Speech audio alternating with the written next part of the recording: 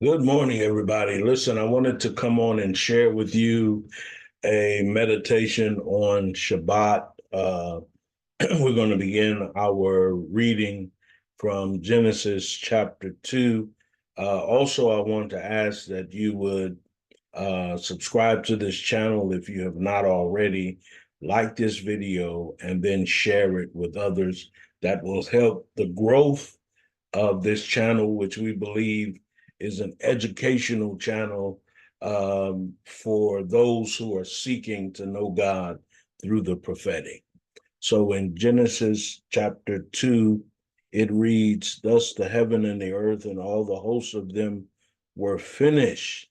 And on the seventh day, God ended his work which he had done, and he rested on the seventh day from all his work which he had done. Then God blessed the seventh day and sanctified it, because in it he rested from all his work which God had created and made." And so I want to share with you why it is important for us to recognize Shabbat, even though we are new covenant believers. We are not under the law, but I want to always remind you that Shabbat was created before the law. There was no nation of Israel. There was not Hebrew people. Abraham had not yet been born. The church was still in the mind of God.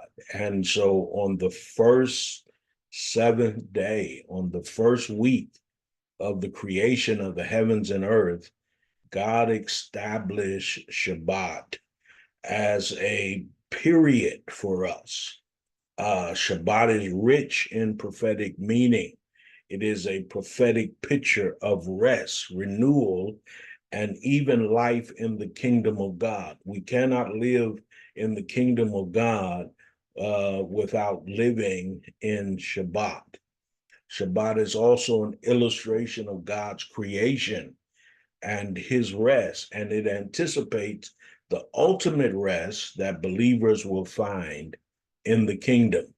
So there is a physical rest, which is what Shabbat represents, and then there is a spiritual rest. I love where Jesus said, "Come unto me, all you who labor and are heavy laden, and I will give you rest."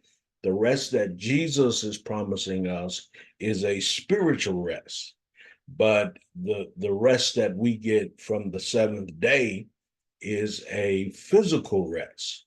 And so, for new covenant believers, for us who have a covenant in Jesus Christ that was ratified and established in his death, burial, and resurrection and life, keeping Shabbat can be seen as a tangible expression of faith in the promises of God and a reflection of the rest that is found in Yeshua HaMashiach, or Jesus Christ. Observing Shabbat allows believers to pause from their workday. So today we pause from our workday. Now, one of the things I love about Shabbat is Shabbat gives me the privilege to teach. Teaching for me is work because I am called as an apostle, as a teacher, as a preacher, but also Shabbat is a day to pause from my work day. Now, again, I don't have any.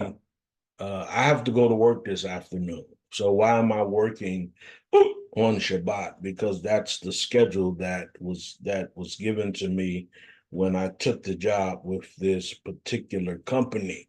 But Shabbat does not have to be kept on the seventh day.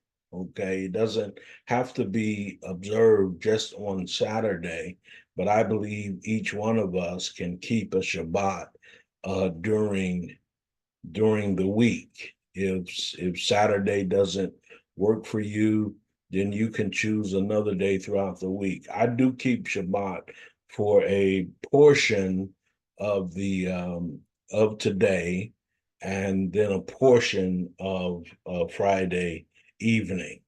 Shabbat also allows us to align our lives with God's rhythm. There is a rhythm of God in the seasons, in times, and in season. There is a rhythm that God is. There's a harmony that God is creating, that He is inviting us to. And when you are living in the rhythm of God, then that means that stress will not overtake you. Even if you experience stress, worry and anxiety will not overtake you. um, the continual practice of the hustle and always having to be on the cutting edge of the creator economy. And if you are a business person, if you are in the marketplace, because you're you're trying to make money, you're trying to make your ends meet, or you are going after the bigger picture of establishing wealth for your life, for your family, and for future generations. But Shabbat allows us to pause from that and to align with the rhythms of God. So on the seventh day, uh, we are we're doing what we're called to do, what we love to do, or what we have to do, but we're also operating in His rest, which is part of the rhythm of God. Also, Shabbat is a day to experience spiritual renewal. We're being renewed in our minds, renewed in our bodies, renewed in our understanding of the world as we see it. Shabbat serves as a reminder. It serves as a reminder of the sovereignty of God over our lives and the future peace and restoration.